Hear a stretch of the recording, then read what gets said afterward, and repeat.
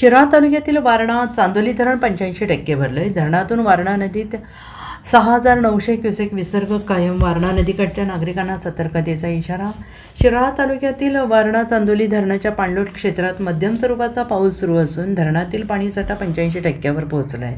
धरणातून सध्या वारणा नदीत 6,900 क्युसेक पाण्याचा विसर्ग कायम ठेवण्यात आल्याने वारणा नदीकाठच्या नागरिकांना सतर्क राहण्याचे आवाहन करण्यात आलेले आहे. धरणातील पाणीसाठा हा 85%हून अधिक झाल्याने वारणा नदीकाठच्या गावातील नागरिकांनी सतर्क राहावे, नदीपात्रात जाणे टाळावे, प्रशासनाने दिलेल्या सूचनांचे काटेकोरपणे पालन करावे असे आवाहन करण्यात आलेले आहे.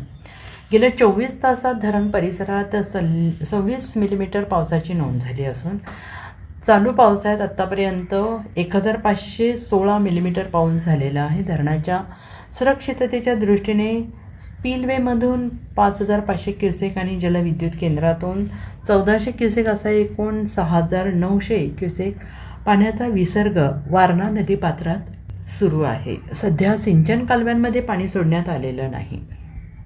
Bureau report SBN Marathi, Shirala.